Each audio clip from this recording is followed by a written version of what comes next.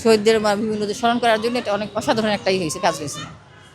এখন যারা জুলাই পছন্দ করে না, যারা জুলাই বিরোধী, তারা মন্তব্য করবে, এটাই স্বাভাবিক, এই জন্য তারা করে। কিন্তু সেজন্য জুলাই তো বিতর্কিত হবে না, জুলাইয়ের মধ্যে থাকবে। এটা তো মানুষের যারা জুলাই কী করবো, যারা জুলাই বিরোধী, ওরা তো মন্তব্য করবে, এটাই স্বাভাবিক। আর যারা করে তারা ওরা মন্তব্য করবে না, করেও না। ছোটো বাচ্চারা, আমার ছোটো যে 4 বছরের মনে ও বোঝে জুলাই কী জিনিস, পারবে ওরা।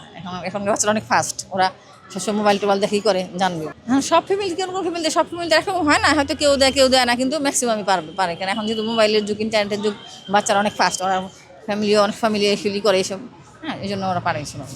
এই যে জুলাইয়ের জন্য আমাদের যেই জন্য জুলাই হচ্ছে, সেটাকে আমাদের কী করতে হবে, কী বলবো, সেটা যে জুলাই তো হয়েছে আমাদের একটা নতুন দেশের জন্য, সেটা যদি দেশটা আমরা সেটাই আগে করতে হবে, দেশটা যাতে বৈষম্য দূর করে একটা ইনসাফ ন্যায় ভিত্তিক সমাজ রাষ্ট্র গঠন করতে হবে। তাহলে এই জুলাইটা ধারণ করতে পারবো আর কি আমরা। পরিশেষে শিবিরের আজকের এই আয়োজন সম্পর্কে কী বলবেন? এক্সেলেন্ট, ভাষা অসাধারণ, খুব ভালো লাগছে দেখে আমার কাছে।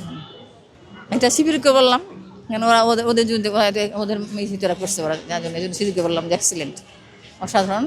এটা বর্ণাতীত, খুব ভালো হয়েছে।